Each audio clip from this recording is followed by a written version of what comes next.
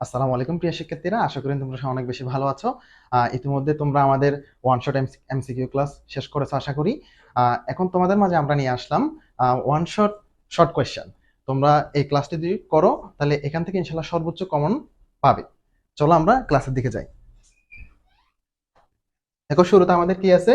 প্রথম অধ্যায়ের নাম উন্নতর জীবনধারা। প্রথম প্রশ্ন কি আসছে দেখো, নিউট্রিয়েন্টস বলতে কি বোঝায়? দেখো, খাদ্যের যেসব জৈব এবং অজৈব উপাদান সমূহ আমাদের জন্য খুব বেশি দরকারি সেগুলি কি কি? গ্লুকোজ, খনিজ লবণ, ভিটামিন ইত্যাদি হচ্ছে আমাদের জন্য খুব বেশি দরকারি। এই সকল আহ একসঙ্গে পরিপোষক বা এদেরকে কি বলা হয়? নিউট্রিয়েন্টস বলা হয়। দ্বিতীয় প্রশ্ন কি বলছে দেখো, খাদ্যের প্রধান তিনটি কাজ লেখো। দেখো, আমরা যে খাদ্য খাই এই খাদ্য সমূহ মধ্যে কি কি প্রধান হিসেবে থাকে? যেমন দেখো, আমরা শর্করা, আমিষ, কি কি থাকে? শর্করা, আমিষ, স্নেহ, এই সমূহ আমরা কি পেয়ে থাকি। এখন দেখো, খাদ্যের প্রধান তিনটি কাজ। এই যে শর্করা কাজ কি কি দেখো, দেহ গঠন, বৃদ্ধি সাধন, ক্ষয়পূরণ, রক্ষণাবেক্ষণ। একই সাথে তোমার দেহ তাপ উৎপাদন করে, কর্মশক্তি প্রদান করে, রোগ প্রতিরোধ বৃদ্ধি করে, দেহকে সুস্থ সবল ও কর্মক্ষম রাখে। তাহলে খাদ্যের প্রধান তিনটি কাজ আমরা এখানে লিখতে পারবো। এরপর আসো, প্রোটিনকে দেহের গঠনমূলক উপাদান বলা হয় কেন? দেখো, প্রোটিনকে দেহের গঠনমূলক উপাদান কেন বলা হচ্ছে? দেখো, দেহ গঠন করতে আমাদের কি লাগে? আমরা এমসিকিউ ক্লাসে খুব ভালোভাবে বুঝাইছিলাম যে দেহ গঠন করতে আমাদের কি লাগে? দেহ গঠন করতে আমাদের প্রোটিন লাগে। কি লাগে? প্রোটিন লাগে। প্রোটিন কোন জায়গা থেকে আসে? আমিষ থেকে আমরা প্রোটিনটা পাই। যখন দেখো, প্রাণী দেহের গঠনে প্রোটিন অপরিহার্য। দেহকোষের বেশিরভাগই প্রোটিন দিয়ে তৈরি। দেহের হাড়, পেশি, লোম, পাখির পালক, নখ ইত্যাদি এই হয়। এছাড়াও প্রাণী দেহের শুষ্ক, এসব কারণে প্রোটিনকে দেহের গঠনমূলক উপাদান বলা হয়। এরপর আসো, অতিরিক্ত শর্করা গ্রহণ। দেখো, তুমি যদি অতিরিক্ত শর্করা গ্রহণ, শর্করা আমাদের জন্য খুবই প্রয়োজন, কিন্তু আমি যদি অতিরিক্ত শর্করা গ্রহণ করি তাহলে সেক্ষেত্রে আমাদের বিভিন্ন চর্বি এবং স্থূলতার সমস্যা দেখা দিতে পারে, তাই এটা দেহের জন্য ক্ষতিকর। এবার আসো, প্রাণী দেহের গঠনে প্রোটিন অপরিহার্য কেন? একই প্রশ্ন, সেম সেম, তোমরা এটা দেখে নিবা। এরপর আসো, আমরা আমিষ জাতীয় খাদ্য খাই কেন? আমরা কেন আমিষ জাতীয় খাদ্য খাই? দেখো, আমাদের দেহ গঠন যদি না হয় তাহলে আমি তো আর কি বা হবে আমাদের, তাই না? তাহলে সেক্ষেত্রে আমরা কি হয়? আমিষ জাতীয় খাদ্য খেলে আমাদের কি হয়? দেহ গঠন হয়, বিভিন্ন ক্ষয়ক্ষতি পূরণ হয়। সেক্ষেত্রে আমরা আমিষ জাতীয় খাদ্য খাই। এটা একটা আনসার, দেখে নিবা। এরপর আসো, ডিম একটি প্রাণীজ আমিষ কেন? দেখো, আমিষ দুই ধরনের আছে। একটা হচ্ছে তোমার কি প্রাণীজ আমিষ, আর একটা হচ্ছে কি তোমার উদ্ভিজ আমিষ। অর্থাৎ যে সকল খাদ্যসমূহ আমরা কোন জায়গা থেকে প্রাণী থেকে পাই বা উদ্ভিদ থেকে পাই, তাদের কিভাবে পৃথক করা হয়। যেহেতু ডিম একটি প্রাণী থেকে আসে সেহেতু এটি একটি কি প্রাণীজ আমিষ। এরপর আসো, অপরিহার্য অ্যামাইনো অ্যাসিড বলতে কি বোঝো? অপরিহার্য অ্যামাইনো অ্যাসিড কি?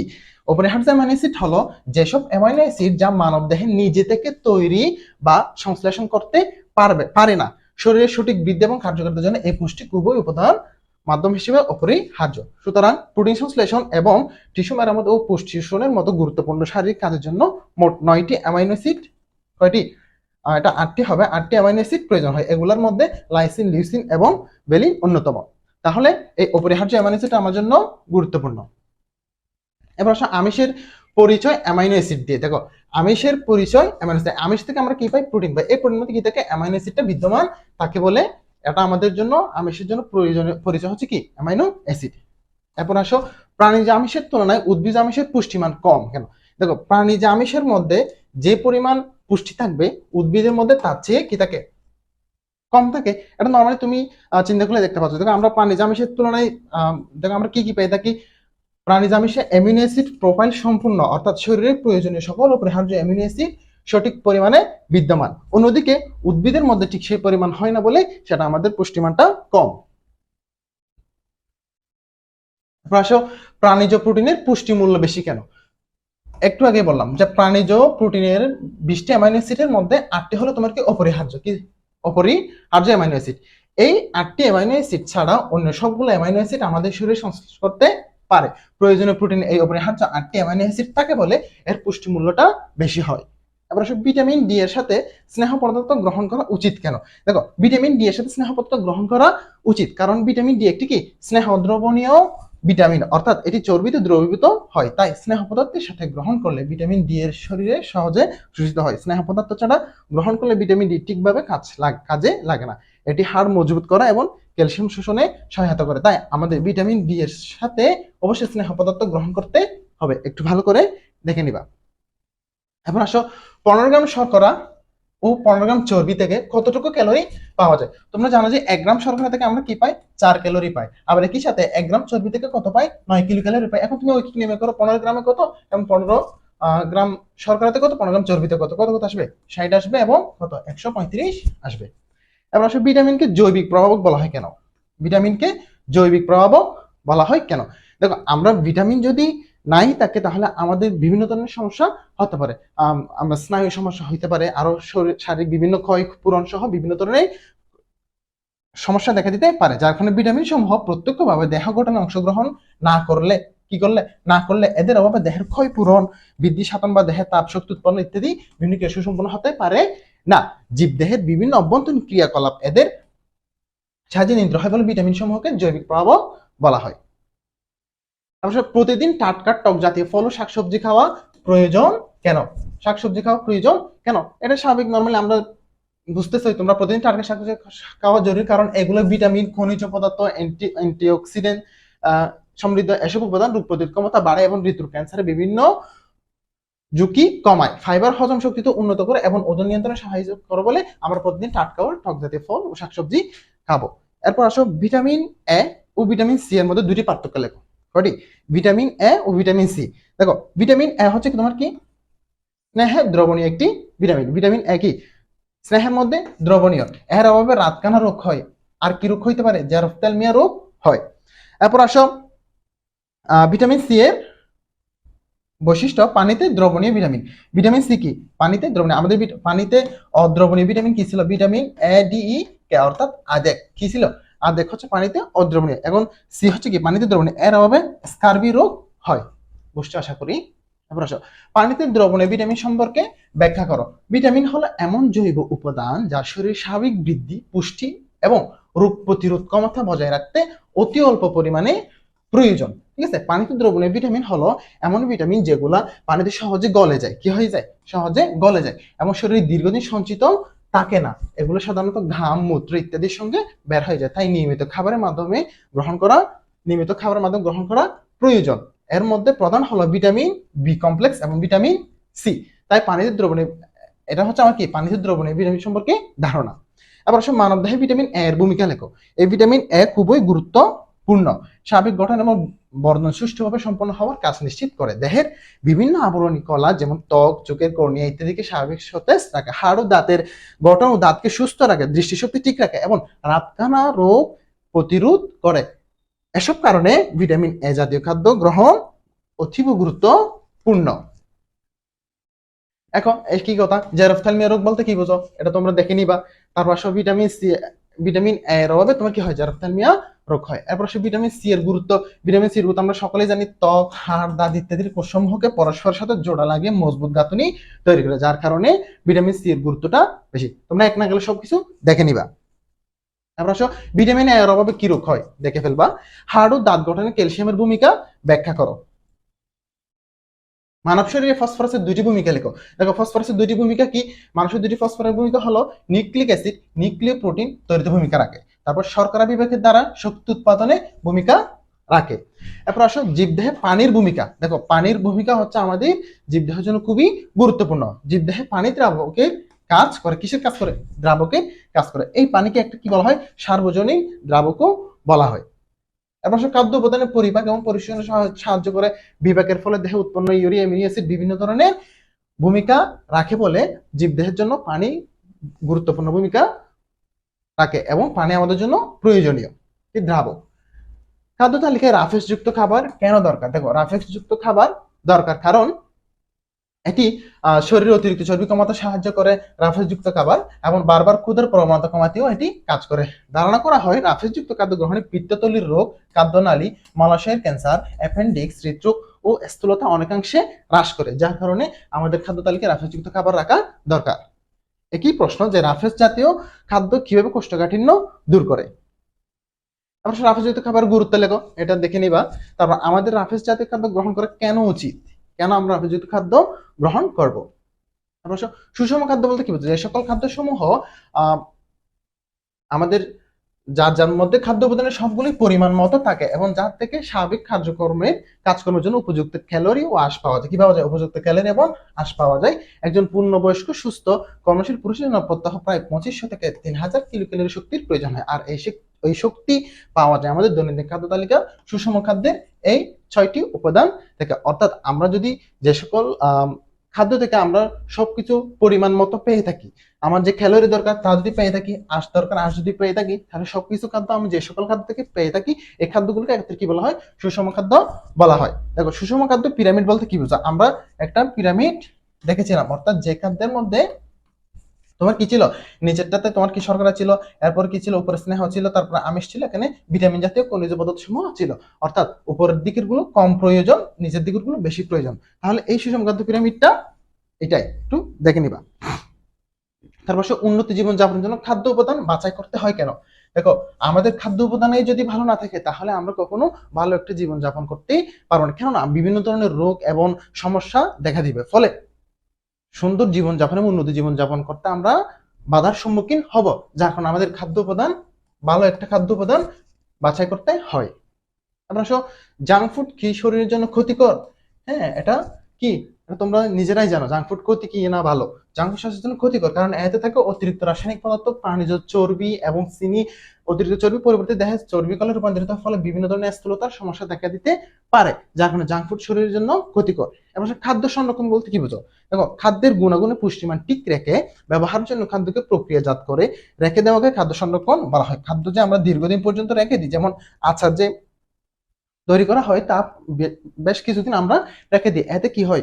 খাদ্য সংরক্ষণ করা হয়। এটি খাদ্য সংরক্ষণ করা হয়। কিভাবে করা হয়? এখানে আমরা যেমন অ্যাসিড ব্যবহার করি, ভিনেগার ব্যবহার করা হয়, এই ব্যবহারের মাধ্যমে আমরা খাদ্য সংরক্ষণ করে থাকি। অর্থাৎ খাদ্যের গুণাগুণ এবং পুষ্টিমান ঠিক রেখে ভবিষ্যতে ব্যবহারের জন্য খাদ্যকে প্রক্রিয়াজাত করে রেখে দেওয়া হয়, খাদ্য সংরক্ষণ বলা হয়। সংরক্ষক দ্রব্য বলতে কি বোঝায়? দেখো যে সকল রাসায়নিক পদার্থ দ্বারা খাদ্যের পচন রোধ করা যায় তাদেরকে সংরক্ষক দ্রব্য বলা হয়। যেমন এই যে আমি ভিনেগার ব্যবহার করলাম, তাহলে সেটার মাধ্যমে আমার খাদ্যের গুণাগুণের মানটা নষ্ট হইল না, যার কারণে সেটাকে আমরা কি বলতে পারি? সংরক্ষক দ্রব্য বলতে। যেমন ভিনেগার, সোডিয়াম বেনজয়েট, সালফেটের লবণ ইত্যাদি, এগুলোর কোনো পুষ্টিগুণ নেই। সঠিক পরিমাণ ও মাত্রা জেনে খাদ্য সংরক্ষক দ্রব্য প্রয়োগ করা উচিত। তারপর খাদ্য সংরক্ষণের প্রয়োজনীয়তা লিখো, তোমরা দেখে নিবা, একেবারে ইজি। দেখো ব্যাকটেরিয়া কিভাবে খাদ্যে বিষক্রিয়া সৃষ্টি করে। ব্যাকটেরিয়া খাদ্য নষ্ট করে এক ধরনের বিষাক্ত উপাদান উৎপন্ন করে। এই বিষাক্ত উপাদানগুলোকে কি বলা হয়? টক্সিন বলা হয়। কি বলা হয়? টক্সিন বলা হয়। এই টক্সিন নিশ্চিত করার মধ্য দিয়ে সে ব্যাকটেরিয়া খাদ্যকে কি করে? বিষক্রিয়া সৃষ্টি করে। ভিনেগার কিভাবে খাদ্য সংরক্ষণ হিসেবে কাজ করে? এটা একেবারে যে অ্যাসিটিক অ্যাসিডের 5% জলীয় দ্রবণ কি বলা হয়? ভিনেগার বলা হয়। এটির কোনো পুষ্টিগুণ নেই, কিন্তু খাদ্য সংরক্ষণ হিসেবে ভিনেগার আচার, চাটনি, সস প্রভৃতি ব্যবহার করে জীবাণুর বৃদ্ধি রোধ করা হয়। জীবাণু বৃদ্ধি কি করা হয়? রোধ করা হয়। খাদ্যকে পচন থেকে রক্ষা করা হয় এবং খাদ্যের যেন ছত্রাক এবং ব্যাকটেরিয়া জন্মাতে না পারে, বিভিন্ন ধরনের খাদ্য যেন নষ্ট হতে না পারে, সেজন্য এটা ব্যবহার করা হয়। ফুড পয়জিং কেন হয়? ফুড পয়জিং হয় দূষিত খাবার বা পানীয় গ্রহণের ফলে। অর্থাৎ আমরা এতে কি থাকে? ব্যাকটেরিয়া, ভাইরাস, পরজীবী থাকতে পারে। অপর্যাপ্ত রান্না, ভুলভাবে খাবার সংরক্ষণ এবং অপরিষ্কার হাত বা সরঞ্জাম দিয়ে খাবার তৈরির কারণে এটি ঘটে। এর ফলে কি হবে? বমি, ডায়রিয়া, পেটের সমস্যা, জ্বর ইত্যাদি সমস্যা দেখা দিতে পারে। এর ফলে কি হয়? ফুড পয়জনিং হয়। অবশ্য কিভাবে ফুড পয়জনিংটা হয় এটা একই কথা, একটু দেখে নিবা। অবশ্য ক্যালসিয়াম কার্বনেট স্বাস্থ্যের জন্য ক্ষতিকর কেন? দেখছি ক্যালসিয়াম কার্বনেট এক ধরনের রাসায়নিক পদার্থ যা ফল পাকানোর জন্য ব্যবহার করা হয়। কিসের জন্য ব্যবহার করা হয়? ফল পাকানোর জন্য ব্যবহার করা হয়। এই যে একটা ফল নির্দিষ্ট সময়ের মধ্যে সে পাকে, কিন্তু আমি যদি চাই যে কি বেশি লাভের জন্য আমি তাকে কি করি? ক্যালসিয়াম কার্বনেট যদি ব্যবহার করে আমরা যদি কি করি? তাকে আগে থেকে পাকিয়ে ফেলি এবং সেখানে যে রাসায়নিক পদার্থ ব্যবহার করা হচ্ছে, যার কারণে সেটা ফলের মধ্যে বিদ্যমান থাকে বিভিন্ন ধরনের কি থাকে? ক্ষতিকর প্রভাব থাকে। এটি এমন এক ধরনের যৌগ যা বাতাসের জলীয় বাষ্পের সংস্পর্শে এসে উৎপন্ন করে অ্যাসিটিলিন গ্যাস, যা পরবর্তীতে অ্যাসিটিলিন ইথানল নামক বিষাক্ত রাসায়নিক পদার্থে রূপান্তরিত হয়। ফলে এটা যখন পরবর্তীতে আমরা খাওয়াই, এটা আমাদের মধ্যে কিছুটা প্রবেশ করে বলে এটা আমাদের জন্য ক্ষতিকর হয়ে পড়ে, যার কারণে ক্যালসিয়াম কার্বনেট স্বাস্থ্যের জন্য কি হয়? ক্ষতিকর হয়। এরপর মাদকাসক্তি শক্তি বলতে কি বোঝো? এটা পড়ে নেবা তোমরা। মানুষের পরিবেশগত 4টি কারণ লিখো, এগুলাই। তারপর দেখো এইডস কেন মরণ ব্যাধি বলা হয়, এগুলো একটু পড়ে নিও ভালো করে। দেখো বিশ্রাম বলতে কি বোঝায়, এগুলো একটু পড়ে নিবা। কাজ পরিবর্তনের মাধ্যমে বিশ্রাম বলতে কি বোঝায় একটু দেখে নিবে ভালো করে। এরপর আসো দ্বিতীয় অধ্যায়। এটাকে জীবনের জন্য পানি, দেখো পানির গঠনটা তোমাকে কি করতে বলছে, ব্যাখ্যা করতে বলছে। পানিতে কি থাকে, পানি একটা যৌগ, কারণ যৌগ কিভাবে হয়, দুই বা ততোধিক মৌলসমূহ একত্রিত যুক্ত হয়ে কি হয়, যৌগ উৎপন্ন হয়। এখন আসো পানি কিভাবে যৌগ হয়। দেখো পানির মধ্যে আমরা কি দেখতে পাই, H2, পানির সঙ্গে তোমরা সকালে জানো কি H2O, এখানে কি দুইটা হাইড্রোজেন, এই যে দুইটা হাইড্রোজেন এবং তার সাথে একটা অক্সিজেন যুক্ত হয়ে আমরা কি দেখতে পাই, পানির অণু গঠন দেখতে পাই। ঠিক আছে, পানির আকৃতি কেমন, কৌণিক আকৃতির হয়। এই আকৃতিটা কি আকৃতি, কৌণিক আকৃতি।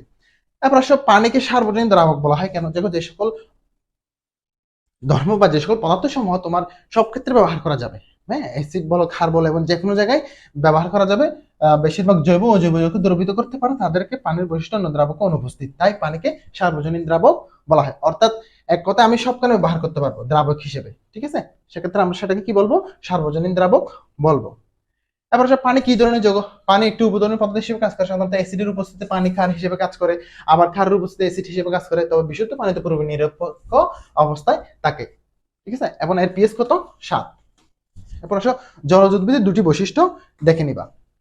এরপর আসো জলজ উদ্ভিদ কিভাবে বংশ বিস্তার করে। দেখো জলজ উদ্ভিদ সমূহ জলজ পরিবেশে বেঁচে থাকে, এদের প্রজাতির ধারাবাহিকতা টিকিয়ে রাখার জন্য বংশ বিস্তার প্রয়োজন। যেহেতু জলজ উদ্ভিদের ফুল কিংবা বংশ বিস্তারকে বিস্তারক উপাদান পানিতে ভাসমান অবস্থায় থাকে, সেহেতু বীজের মাধ্যমে এরা বংশ বিস্তার করতে পারে, তাই এরা অঙ্গজ উপায়ে বংশ বিস্তার করে থাকে। ঠিক আছে, একটু ভালো করে দেখে নিবা, জলজ উদ্ভিদ পানির স্রোতে ভেঙে যায় না কেন, একটু পরে নিবা। তারপর আসো ইলিশ মাছ ডিম ছাড়ার সময় মিঠা পানিতে আসে কেন। দেখো ইলিশ মাছ কোথায় থাকে, সমুদ্রে থাকে। কোথায় থাকে, সমুদ্রের মধ্যে আমরা দেখি, কিন্তু ডিম ছাড়ার সময় সে কোথায় চলে আসে, মিঠা পানিতে বা নদীর পানিতে চলে আসে কেন, কারণ ইলিশ মাছ যখন ডিম করে ডিম ছাড়ে, তখন ওই ডিম সমূহে যেহেতু সমুদ্রের মধ্যে লবণাক্ততার পরিমাণ বেশি, তাহলে সে ওই ক্ষারের কারণে ডিমগুলো নষ্ট হয়ে যেতে পারে, সেজন্য সে মিঠা পানিতে চলে আসে, যেখানে সে ডিম থেকে কি হয়, আমরা পোনা মাছ পেয়ে থাকি। ঠিক আছে, যেহেতু তোমার কি হয়, পরিমাণে লবণ থাকে যা ডিমকে কি করে ফেলে, নষ্ট করে ফেলে, ফলে ওই ডিম থেকে আর পোনা মাছ তৈরি হতে পারে না, তাই প্রকৃতির নিয়মেই ইলিশ মাছ ডিম ছাড়ার সময় মিঠা পানিতে আসে। এবার আসো ইলিশ মাছ সমুদ্র থেকে নদীতে আসে কেন, ওই একই একই ব্যাখ্যা তুমি কনসেপ্টটাই। অবশ্য পানি দ্রবীভূত অক্সিজেন 5 mg পার লিটার বলতে কি বোঝায়, দেখো বলতে বোঝায় প্রতি লিটার পানিতে, কত লিটার পানিতে, 1 লিটার পানিতে 5 মিলিগ্রাম পরিমাণ অক্সিজেন গ্যাসের দ্রবীভূত অবস্থায় আছে, এটা বোঝানো হয়। দেখো পানির পিএইচ বলতে কি, পানির পিএইচ বলতে বোঝায় পানি অ্যাসিডিক, ক্ষারীয় না নিরপেক্ষ, তার এই অবস্থা বোঝানোর জন্য কি করা হয়, আমরা সেটা পরীক্ষা করে দেখি। দেখো পানির পিএইচ মান যদি 7 হয়, তাহলে সেটা কি হয়, নিরপেক্ষ হয়। দেখো 7 যদি কম হয় তাহলে সেটা কি হয়, অ্যাসিডিক হয়। 7 বেশি যদি হয় তাহলে কি হয়, ক্ষারীয় হয়। সাধারণত বিশুদ্ধ খাবার পানি নিরপেক্ষ হয়, নদ নদীর পানি কি হয়, ক্ষারীয় হয়। তাহলে পানির পিএইচ কি, অর্থাৎ এই পানিটা কি অ্যাসিডীয় না ক্ষারীয় না নিরপেক্ষ, না তার কি কোন অবস্থায় আছে, সেটা বের করার জন্য আমরা কি বের করি, পিএইচ বের করি। তাহলে সেটাকে আমরা কি বলে, পানির পিএইচ বলতে পারি। সেটা যদি কি হয়, 7 হয়, তাহলে সেটা কি হয়, নিরপেক্ষ হয়। 7 কম হলে কি হয়, অ্যাসিডীয় হয়, এবং 7 বেশি হলে সেটা কি হয়, ক্ষারীয় হয়। বুঝছো আশা করি। আচ্ছা, পানির পিএইচ 7 বলতে কি বোঝো, অর্থাৎ যে পানির পিএইচ, যে পানিটা হচ্ছে তোমার কি নিরপেক্ষ, হ্যাঁ, যে পানিটা হচ্ছে তোমার কি না অ্যাসিডীয় না ক্ষারীয় না, সেক্ষেত্রে সেখানে কি হয়, পানির পিএইচ 7 হয়। এটা একটু পরে নেবা। পানির পিএইচ মান জানা প্রয়োজন কেন, দেখো আমি যে একটা পানি পান করতেছি, এই পানিটা কি অ্যাসিডীয় না ক্ষারীয় না কোন অবস্থায় আছে, আমি সেটা না জেনে অযথা যদি যেখানে সেখানে নোংরা পানি বা যে পানিটা স্বাস্থ্যের জন্য ক্ষতিকর, এ ধরনের পানি যদি খেয়ে ফেলি, তাহলে সেটা আমার শরীরের জন্য ক্ষতিকর, ফলে আমরা বিভিন্ন সমস্যার পড়তে পারি, যার কারণে আমাদের কি করতে হবে, পানির পিএইচ এর মানটা জেনে আমার পানিটা গ্রহণ করতে হবে। আচ্ছা, মানসম্মত পানির প্রয়োজন কেন, দেখো একজন মানসম্মত পানি যদি নাই খাই, তাহলে আমরা আমাদের শরীরে আমরা বেশিরভাগ কি, আমাদের দৈনিক 2 থেকে 3 লিটার পানি খেতে হয়, তাহলে এই পানি যদি হয় ক্ষতিকর, তাহলে সেটা আমার শরীরের মেটাবলিজম কাজকর্মগুলি কিভাবে সে সঠিকভাবে করতে পারবে, ফলে আমাদের শরীরে বিভিন্ন সমস্যা দেখা দিবে, তাই আমাদের মানসম্মত পানির প্রয়োজন হয়। এগুলো একটু ব্যাখ্যা পরে নিবা। পানির পুনরাবর্তন বলতে কি বোঝো, দেখো পানি যে বৃষ্টি হয়ে মেঘ হয়ে নিচে আসতেছে এবং সেগুলো বাষ্প হয়ে আবার উপরে হচ্ছে, মেঘ হচ্ছে, এই পুনরায় আবার নেমে আসতেছে, এটা হচ্ছে মূলত পানির পুনরাবর্তন। এরপর আসো, পানি বিশুদ্ধ করার 2টি উপায়। পানি বিশুদ্ধ করার উপায় 2টি, একটা হচ্ছে কি তোমার ক্লোরিনেশন, আর একটা হচ্ছে তোমার কি অ্যাসফোডন, কি অ্যাসফোডন, ব্লিচিং পাউডার এবং আরো কিছু পদার্থ যার মধ্যে ক্লোরিন আছে, কি আছে, আমরা পড়ছিলাম যে ক্লোরিন দিয়ে আমরা কি করতে পারি, পানি কি করতে পারি, বিশুদ্ধ করতে পারি। এরপর আসো অ্যাসফোডন। অ্যাসফোডন মানে কি ছিল, পানিকে ভালোভাবে ফুটালে সেটা কি হবে, বাষ্প হবে, এই বাষ্প থেকে আমরা কি পাই? এই বাষ্প থেকে আমরা কি পাই? আমরা স্ফুটন আকারে পানি বিশুদ্ধ পাই। দেখো এরি হ্রদকে মৃত হ্রদ বলা হয় কেন? একটা হ্রদ আছে, এটার নাম কি? এরি হ্রদ। এই হ্রদকে কেন আমরা মরা হ্রদ বলা হয়? মরা হ্রদ বলার কারণ হচ্ছে কি, তার পাশে কি আছে? কিছু বর্জ্য হ্রদের মধ্য দিয়ে ফেলায়, হ্রদের পানিতে ফসফেটের মাত্রা বেড়ে যায়। কিসের মাত্রা? ফসফেটের মাত্রা। এতে অতিরিক্ত ফসফেট ও নাইট্রোজেন পানিতে শ্যাওলা জন্মাতে সাহায্য করে। এই মৃত শ্যাওলা সমূহ পানির অক্সিজেনের সাথে বিক্রিয়া করে পানিকে কি করে? দূষিত করে, বা পানিকে কি করে ফেলে?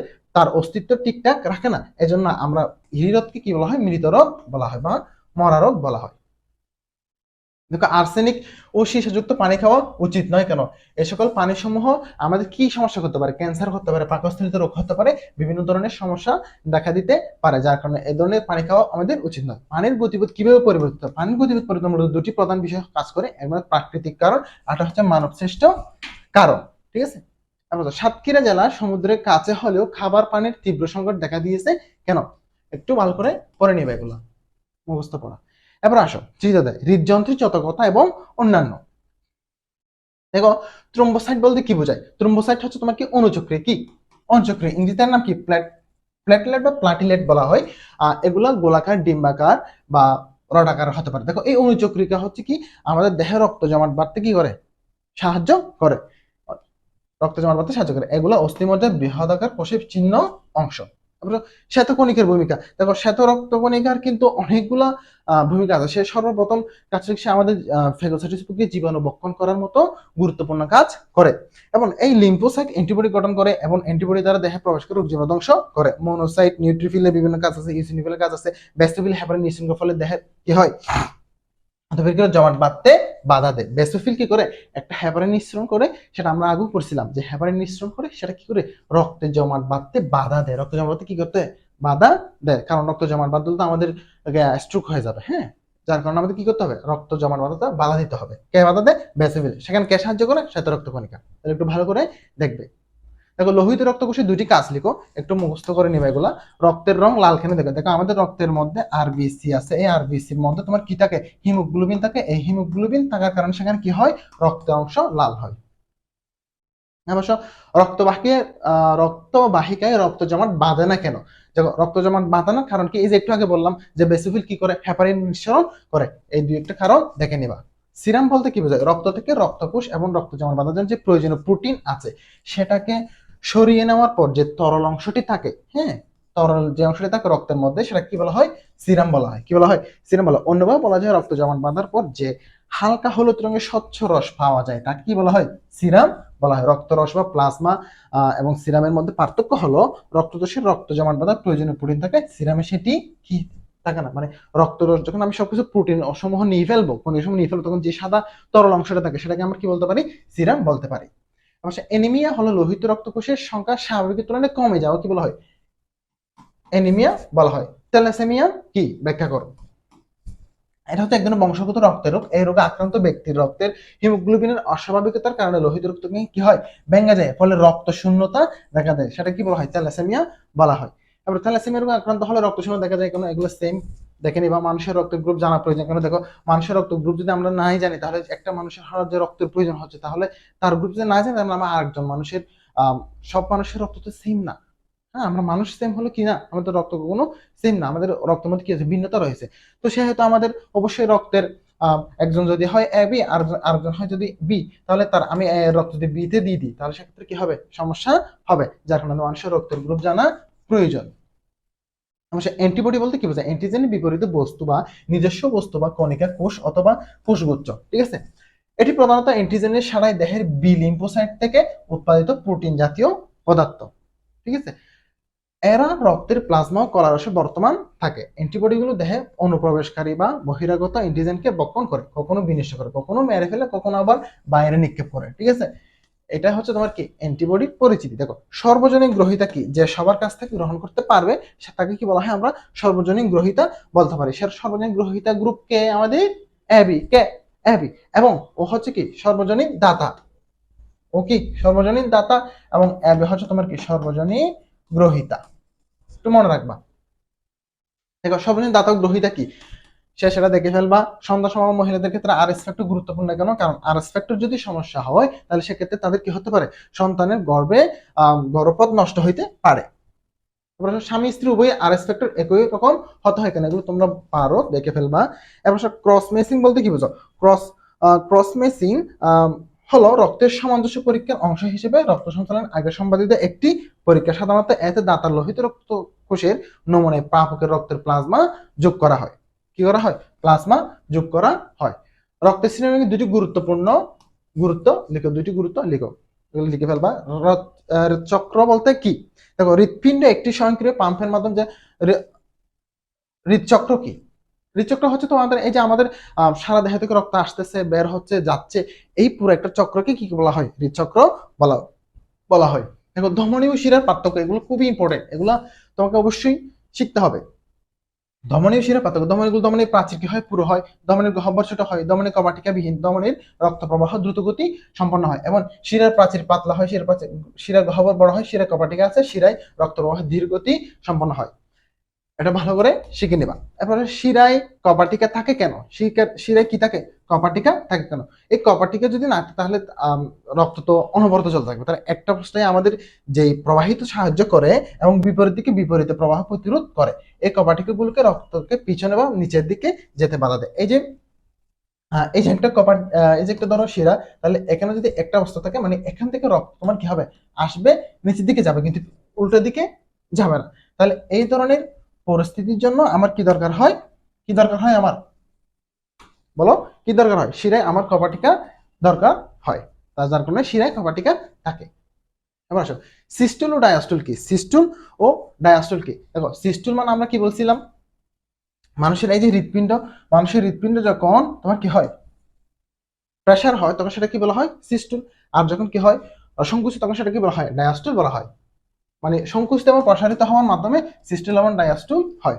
এবার তো রক্তচাপ বলতে কি বুঝো? এই যে হৃৎপিণ্ডের সংকুচন হচ্ছে এবং প্রসারণ হচ্ছে, এই সংকুচন প্রসারণের মধ্য দিয়ে যে চাপটা সৃষ্টি করে সেটাকে আমরা কি বলা হয়? রক্তচাপ বলা হয়। উচ্চ রক্তচাপ মানে আমরা হাই প্রেসার যেটাকে বলে থাকি, অর্থাৎ প্রেসারের পরিমাণ যদি বেশি হয় তাহলে সেটাকে উচ্চ রক্তচাপ, এবং কম হলে সেটাকে নিম্ন রক্তচাপ বলা হয়। হার্ট অ্যাটাক উচ্চ রক্তচাপের কারণ। কেন? কারণ হৃৎপিণ্ডে রক্তের মাধ্যমে অক্সিজেন খাবারের সারবস্তু অর্থাৎ পুষ্টিকর পদার্থ রক্তনালীর মধ্য দিয়ে দেহের বিভিন্ন স্থানে পৌঁছে দেয়। নিজের কাজ সঠিকভাবে করার জন্য, অর্থাৎ তার হৃৎপেশির অক্সিজেন এবং পুষ্টি অর্জনের জন্য হৃৎপিণ্ডের 3টি প্রধান রক্তনালিকা আছে। এগুলোর মধ্যে অনেক সময় চর্বি জমে রক্ত চলাচল ব্যাঘাত সৃষ্টি করতে পারে, ফলে আমাদের হৃদরোগ, হার্ট অ্যাটাক হতে পারে। হাইপারটেনশন বলতে কি বোঝায়? এগুলো তোমরা পড়ে নিবা। তারপর রক্তে কোলেস্টেরল আধিক্য ক্ষতিকর। রক্তে কোলেস্টেরলের আধিক্য ক্ষতিকর, একটু পড়ে নিবা। আসলে রক্তে এলডিএল এর পরিমাণ বেশি থাকা ঝুঁকিপূর্ণ কেন? কারণ এটা তো লো ডেন্সিটি, অর্থাৎ লিপোপ্রোটিন। হ্যাঁ, আমাদের লিপিড এবং প্রোটিনের পরিমাণ যদি কম হয় তাহলে সেটা আমাদের জন্য ক্ষতিকর। ডায়াবেটিসের 4টি লক্ষণ, দেখো, ঘন ঘন প্রস্রাব হওয়া, এগুলো তুমি ভালো করে পড়ে নিবা। এবার অম্ল ক্ষারক ও লবণের ব্যবহার। দেখো, শুরুতে আসছে শক্তিশালী ও দুর্বল অ্যাসিডের বৈশিষ্ট্য। দেখো, শক্তিশালী অ্যাসিড কোনগুলো, দুর্বল অ্যাসিড কোনগুলো? যে সকল অ্যাসিড সমূহ পানিতে সম্পূর্ণ বিয়োজিত হয়ে যায় তাহলে তাদেরকে কি বলবো আমরা? শক্তিশালী অ্যাসিড। এবং যে সকল অ্যাসিড সমূহ পানিতে আংশিক পূর্ণ বিয়োজিত হবে তাদেরকে আমরা কি বলবো? দুর্বল অ্যাসিড। ঠিক আছে, তাহলে এটা দেখবা। এবং তাদের বৈশিষ্ট্যগুলি কিরকম? দেখো, যে সকল অ্যাসিড পানিতে আংশিক পরিমাণ বিয়োজিত হয় তাদের সাধারণত কি হয়? জৈব অ্যাসিড হয়, এবং যারা সম্পূর্ণ বিয়োজিত হয় তারা শক্তিশালী অ্যাসিড হয়, প্লাস কি হয়? অজৈব অ্যাসিড হয়। তাহলে জৈব অ্যাসিডের মধ্যে কি কি? জৈব অ্যাসিড সমূহ দুর্বল অ্যাসিড বলা হয়, এবং এই জৈব অ্যাসিড পানিতে পুরোপুরি বিয়োজিত না হয়ে আংশিক পরিমাণ বিয়োজিত হয়। এই যে বৈশিষ্ট্যগুলো বললাম সেগুলাই একটু ভালো করে শিখে নেবা। এবার আসো, ভিনেগারকে দুর্বল অ্যাসিড বলা হয় কেন? দেখো তো, একটু আগে আমাদের ভিনেগার মানে কি? ভিনেগার মানে আমাদের কি ছিল? CH3COOH। এটি একটি কি অ্যাসিড? জৈব অ্যাসিড। এটি জৈব অ্যাসিড পানি কি হয়? আংশিক পরিমাণ বিয়োজিত হয়। আর যে সকল অ্যাসিড পানিতে আংশিক পরিমাণ বিয়োজিত হবে তাদের কি বলা হয়? দুর্বল অ্যাসিড বলা হয়। এবার নাইট্রিক অ্যাসিড, এটা কি? নাইট্রিক অ্যাসিডকে কি অ্যাসিড বলা হয়? বা অ্যাসিডকে কোন অ্যাসিড বলা হয়? আমরা কি বলি? শক্তিশালী অ্যাসিড বলা হয়। কারণ এটি পানিতে সম্পূর্ণরূপে কি হয়? বিয়োজিত হয়। পানিতে কি হয়? সম্পূর্ণরূপে বিয়োজিত হয় বলে এটিকে কি বলতে পারি আমরা? শক্তিশালী অ্যাসিড বলতে পারি। এবং এটি একটি কি অ্যাসিড? অজৈব অ্যাসিড। এবার আসো, মিথেন অ্যাসিড কিনা। দেখো তো, মিথেন অ্যাসিড কিনা। আমরা দেখো তার মাঝে জৈব অ্যাসিড মানে আমরা কি বুঝি? যে সকল জৈব বলতে কি বুঝি? কার্বন এবং হাইড্রোজেন আমরা তাদের সাধারণত জৈব বুঝি। তাহলে এটা তো একটি জৈব অ্যাসিড হওয়ার কথা, অর্থাৎ দুর্বল অ্যাসিড হওয়ার কথা, কিন্তু কেন হচ্ছে না? কারণ এটা পানিতে আংশিক পূর্ণ সম্পূর্ণ কোনোভাবে কোনো কিছু হাইড্রোজেন আয়ন দান করতে পারে না, বিয়োজিত হইতে পারে না, যার কারণে সেটা কি হয়? অ্যাসিডও নয়, অ্যাসিড নয়। এবার আসো অ্যামোনিয়া অ্যাসিড নয়, সেম প্রসেস। অ্যামোনিয়া NH3 কেন সেটা অ্যাসিড নয়? সে পানিতে সম্পূর্ণ বিয়োজিত হইতে পারে না, আংশিক পূর্ণ বিয়োজিত হইতে পারে না। আমরা সব বিচ্ছু ফুল ফুটালে প্রচন্ড জ্বালা করে কেন? কারণ বিচ্ছু যখন ফুল ফুটায় তখন সেক্ষেত্রে কি হয়, অ্যাসিটিক ম্যালাটিন অ্যাপ্রিন রাসায়নিক কত সময় নিঃসৃত হয় বলে সেখানে কি হয়, জ্বালা পোড়া করে। তারপর সে বিয়ে বাড়িতে ভারী খাবারের পর বোরহানি দেওয়া হয় কেন? দেখো আমরা যখন বিভিন্ন খাবার খাই তাহলে সেক্ষেত্রে কি হয়, বিভিন্ন ক্ষার অ্যাসিড আমরা খেয়ে থাকি, ফলে সেক্ষেত্রে বিভিন্ন ধরনের সমস্যা দেখা দিতে পারে, যার কারণে সে সামনে কি হয়, বোরহানির মধ্যে কি থাকে, অসুবিধা হয়। বোরহানি অল্প মাত্রায় অ্যাসিডিক, তাই বিয়ে বাড়িতে মাংস, পোলাও, বিরিয়ানি ইত্যাদি গুরুপাক খাদ্য খাবার পর বোরহানি পান করলে এতে বিদ্যমান ল্যাকটিক অ্যাসিড আমাদের পরিপাকে হজমে সহায়তা করে বলে কি করা হয়, বোরহানি দেওয়া হয়।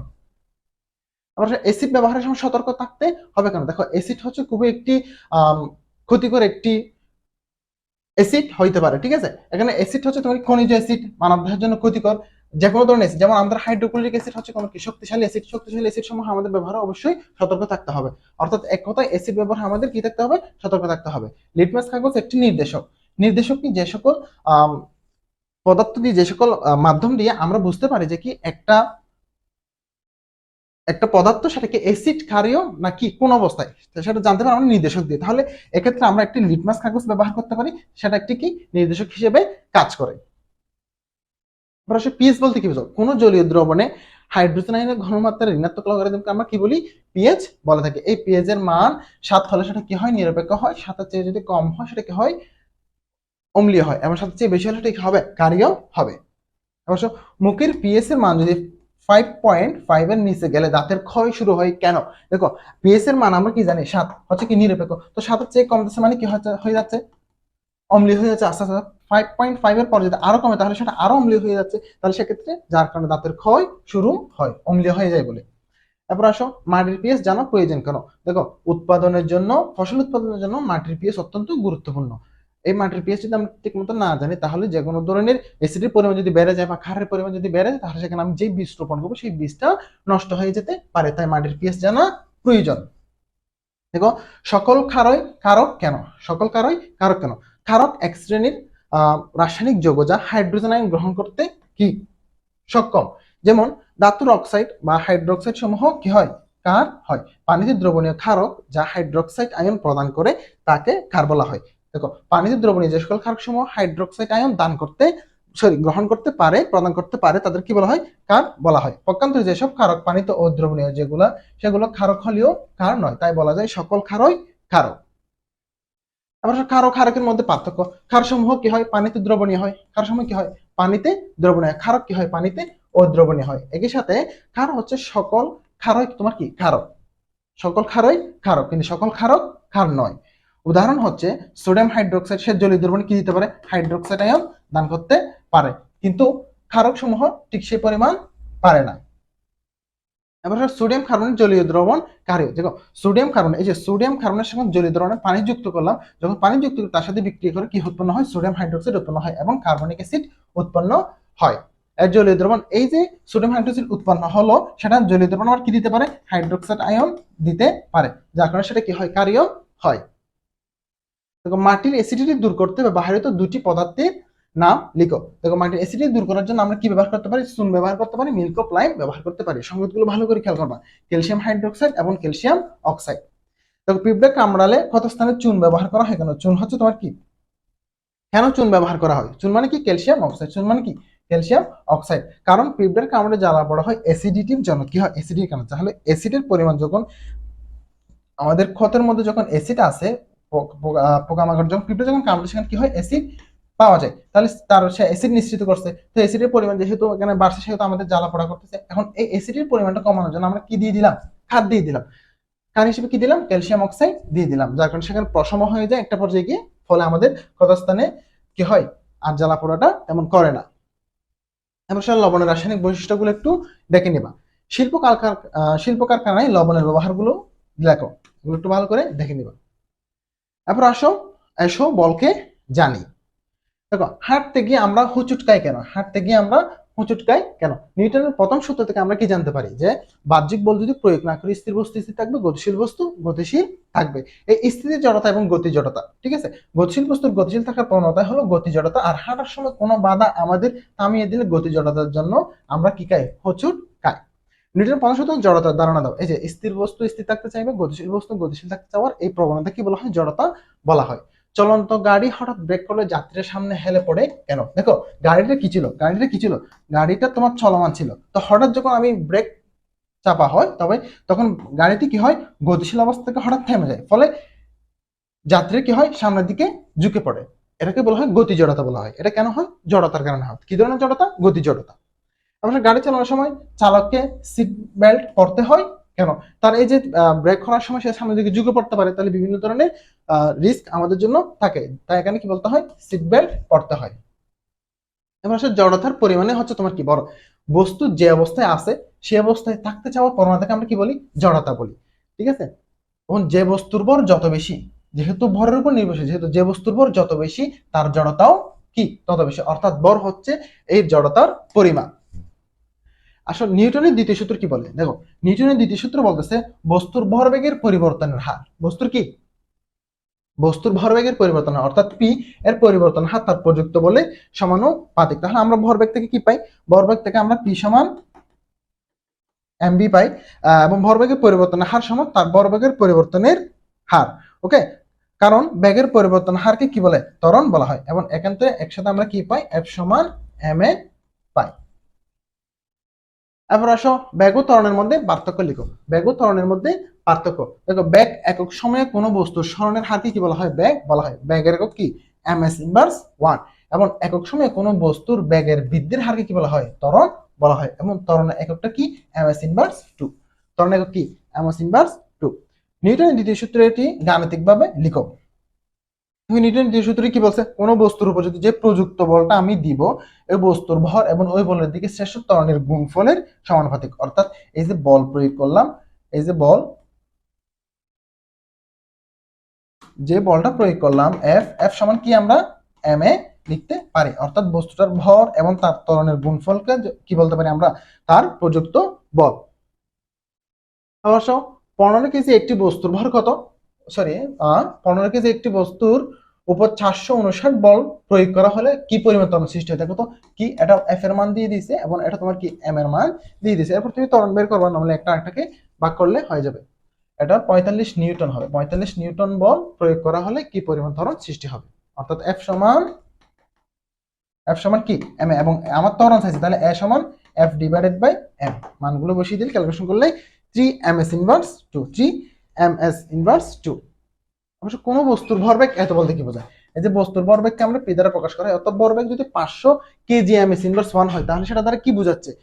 সেটা দ্বারা কোনো বস্তুর ভরবেগ এত বলতে বোঝায় 500 কেজি ভরের বস্তুতে গতি সৃষ্টি করতে 1 ms ইনভার্স বেগের কি হয়? প্রয়োজন হয়। কত কেজি ভরের বস্তুতে? 500 কেজি ভরের। এই যে 500 কেজি ভরের বস্তুকে আমি গতি সৃষ্টি করতে আমার 1 ms ইনভার্স 1 কত? 1 ms ইনভার্স 1 বেগের প্রয়োজন হয়। দেখো মরুভূমিতে হাঁটতে কষ্ট হয় কেন? এটা নিউটনের তৃতীয় সূত্র দ্বারা হয়। আমরা জানি প্রত্যেক বস্তুর ক্রিয়া এবং প্রতিক্রিয়া বল রয়েছে।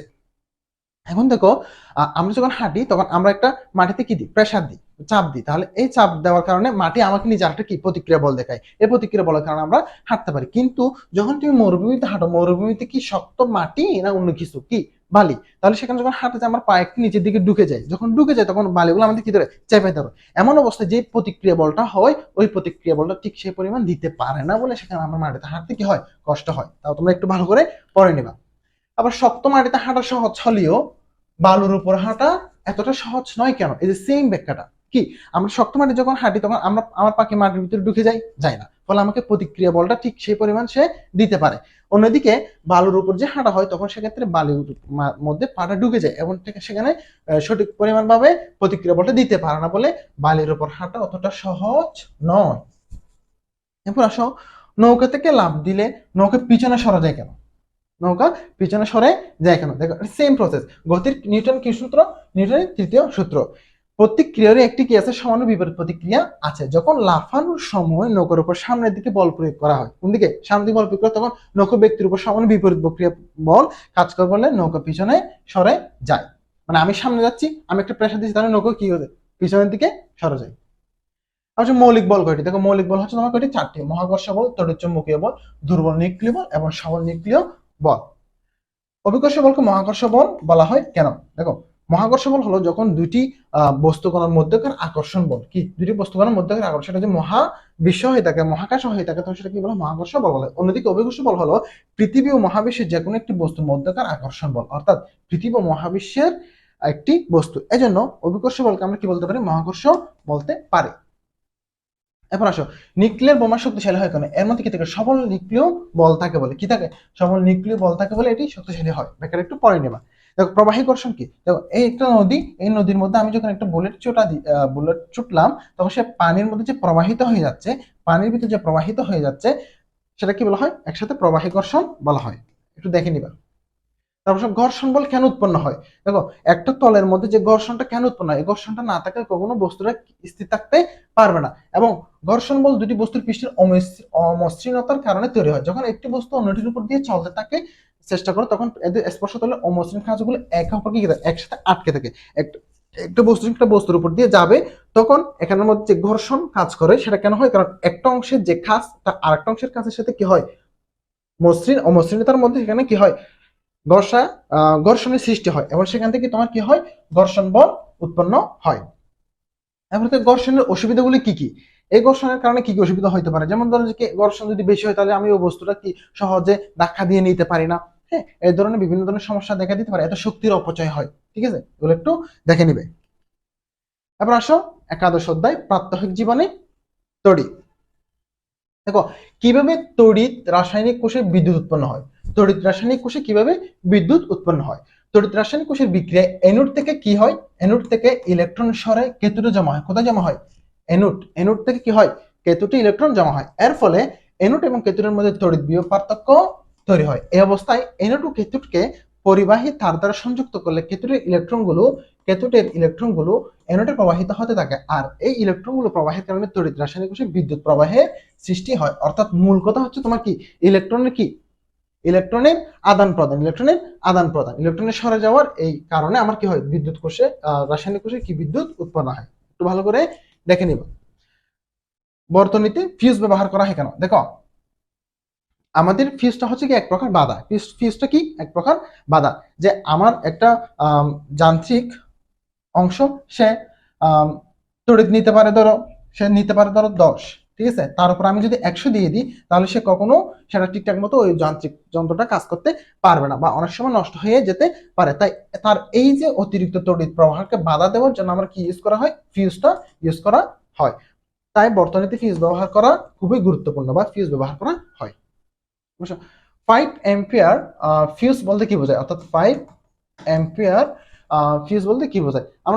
আমরা জানি যে ফিউজ হচ্ছে তোমার কি বাধা দেওয়া। ফিউজ কি করবে, অতিরিক্ত প্রবাহকে কি করে বাধা দিবে। অর্থাৎ 5 অ্যাম্পিয়ার ফিউজ বলতে বোঝায় এর মধ্য দিয়ে 5 অ্যাম্পিয়ার পর্যন্ত তড়িৎ শক্তি নিরাপদে প্রবাহিত হতে পারবে। তবে এর বেশি তড়িৎ প্রবাহিত হলে ফিউজটি কি হবে, গলে যাবে, ফলে বৈদ্যুতিক বর্তনীটি বিচ্ছিন্ন হবে। তড়িৎ বিশ্লেষণ কাকে বলা হয়? তড়িৎ বিশ্লেষণ এমন একটি রাসায়নিক প্রক্রিয়া যেখানে কোনো তড়িৎ বিশ্লেষক পদার্থের মধ্য দিয়ে তড়িৎ প্রবাহ চালনা করা হয়। এই বিদ্যুৎ প্রবাহের ফলে পদার্থটির রাসায়নিক বিয়োজন ঘটে এবং তড়িৎ রাসায়নিক শক্তিতে রূপান্তরিত হয়। উদাহরণ হিসেবে কি দেখতে পারি আমরা, কপার সালফেট দ্রবণে তড়িৎ বিশ্লেষণ করা হলে কেতুট এ বিশুদ্ধ কপার ধাতু জমা হয়। ঠিক আছে, এগুলো দেখে নাও, আমরা ইনশাল্লাহ সামনের দিকে ডিটেইলসে আলোচনা করব। তারপর আসো, সিলভার নাইট্রেটকে তড়িৎ বিশ্লেষ্য পদার্থ বলা হয় কেন? তড়িৎ প্রবাহের দ্বারা যে দ্রবণটি দুই ভাগে বিভক্ত বা বিশ্লেষণ করা হয় তাকে তড়িৎ বিশ্লেষ্য পদার্থ বলা হয়। সিলভার নাইট্রেট দ্রবণে তড়িৎ প্রবাহ করলে সিলভার আয়ন, এই যে সিলভার নাইট্রেটকে যখন ভাঙা হয় আমরা কি পাই, সিলভার প্লাস NO3 মাইনাস পাই। ঠিক আছে, বিভক্ত হয়। তাই সিলভার নাইট্রেটকে তড়িৎ বিশ্লেষ্য পদার্থ বলা হয়। ধনাত্মক আয়ন বলতে কি বুঝো? এই দেখো, এই সোডিয়াম, এটা কি সোডিয়াম থেকে যখন একটা ইলেকট্রন বাদ যাবে, তখন সেখানে কি উৎপন্ন হয়, সোডিয়াম প্লাস উৎপন্ন হয়, অর্থাৎ সোডিয়াম আয়নিত হয়, আয়ন অবস্থায় থাকে। তাহলে ধনাত্মক আয়ন বলতে কি হয়, যারা ইলেকট্রন দান করবে, ইলেকট্রন দান করবে তাদেরকে আমরা কি বলি, ধনাত্মক বলতে পারি। এটা মনে রাখতে পারো তুমি, যারা দান করে, তাদেরকে আমরা কি বলতে পারি, তারা অবশ্যই ভালো মানুষ, তারা আমরা পজিটিভ ভাবে দেখি। সেক্ষেত্রে যেহেতু সোডিয়াম একটা ইলেকট্রন কি করে ফেলছে, দান করে ফেলছে, তাহলে সেক্ষেত্রে কি হয়ে যায়, সোডিয়াম প্লাস হয়ে যাবে। এরপর আসো ধাতু নিষ্কাশন করতে তড়িৎ বিশ্লেষণ করা হয়, ব্যাখ্যা করো। দেখো ধাতু নিষ্কাশনে তড়িৎ বিশ্লেষণ করা হয় কারণ কিছু ধাতু খুবই সক্রিয়, এগুলোকে সাধারণত রাসায়নিক পদ্ধতিতে আলাদা করা যায় না, তখন ধাতুর গলিত রঞ্জকবিদ্যুৎ প্রবাহ চালানো হয়। এত ধাতু ইলেকট্রনকে বিশুদ্ধ ধাতু হিসেবে জমা হয়। একটু ভালো করে দেখে নিবা ইলেকট্রোলাইটিক প্রক্রিয়ায় বস্তুর উপর প্রলেপ দেওয়া হয় কিভাবে, একটু দেখে নিবে। দেখো 1 ওয়াট ঘন্টা বলতে কি বোঝায়? 1 ওয়াট ঘন্টা বলতে 1 কিলো ওয়াট আওয়ার। এখানে দেখো এই যে 1 কিলো মানে আমরা কি জানি 1000, 1000 কি জানি 1000 ওয়াট আওয়ার জানি। এখন দেখো এই ঘন্টাকে আমি যদি সেকেন্ডে নিতে চাই, আমরা জানি 1 ঘন্টা সমান কি 60 মিনিট, 60 মিনিট, এবং 1 মিনিট সমান 60 সেকেন্ড, অর্থাৎ 60 গুণ 60 কত আসবে? 3400 সেকেন্ড, 3400 সেকেন্ড আসবে। এখন দেখো এই যে 1 ওয়াট আওয়ার সমান আমি আবার কি লিখতে পারি? 1000 1000 গুণ 1000 গুণ কত? এই যে 3400 ওয়াট এবং সেকেন্ড। 1 ওয়াট সেকেন্ড সমান তোমার কি হয়? 1 ইউনিট হয়, এবং একসাথে তুমি এখানে কি লিখতে পারবা? জুল লিখতে পারবো। ফলে এটা যদি ক্যালকুলেশন করে আসবে তোমার 3.6 × 10⁶ জুল, 6 জুল। ঠিক আছে। এবার আসো এনার্জি সেভিং বাল্ব ব্যবহার করা হয় কেন? এনার্জি সেভিং বাল্ব ব্যবহারের ফলে আর্থিক সাশ্রয়ের পাশাপাশি পরিবেশ দূষণ মুক্ত হয়। এগুলো তুমি পড়ে নিবা, ইজি আছে। আইপিএস হচ্ছে তোমার কি ইনস্ট্যান্ট পাওয়ার সাপ্লাই, এবং ইপিএস এর মধ্যে দুটি পার্থক্য লিখো। এই আইপিএস এর সাধারণ লাইট ফ্যান চালু করার কাজ ব্যবহার করা হয়, এটি চালু হতে 2 সেকেন্ড সময় নেয়। অন্যদিকে ডেস্কটপ কম্পিউটার কিংবা সূক্ষ্ম যন্ত্রপাতির বেলায় আমরা কি ইউপিএস ব্যবহার করে থাকি, এটি চালু হতে 2 সেকেন্ডের বেশি সময় নেয়। অন্যদিকে আইপিএস কি হয় 2 সেকেন্ডেরও হতে কম সময় নিয়ে চলে। বৈদ্যুতিক লোডশেডিং কেন করা হয়? দেখো সাধারণত চাহিদার তুলনায় তড়িতের উৎপাদন কম হয়ে গেলে তখন সেক্ষেত্রে আমাদের লোডশেডিং দেখা দেয়। সিস্টেম লস কেন হয়? সিস্টেম লস কেন হয়? সাধারণত তড়িৎ উৎপাদন এবং সরবরাহের মধ্যবর্তী বিদ্যুতের অপচয় হলো সিস্টেম লস। একটু দেখে নিবা। ওকে, তাহলে আমাদের যে কয়টি শর্ট কোয়েশ্চেন এখানে দেখানো হলো, ইনশাল্লাহ তোমরা যদি খুব ভালোভাবে এটা দেখো এবং পড়ো, তাহলে সর্বোচ্চ কমান এখান থেকে পাবে আমি আশা রাখতেছি। তো এ হচ্ছে আমাদের শর্ট কোয়েশ্চেন ওয়ান শট, এবং এটার পিডিএফ তোমাদের নিচে দিয়ে দেওয়া হবে। তোমরা এখান থেকে ভালোভাবে শিখে আয়ত্ত করে নিও এবং পরীক্ষায় খুব ভালোভাবে একটা আনসার করবা সেই দোয়া রাখি। আসসালামু আলাইকুম।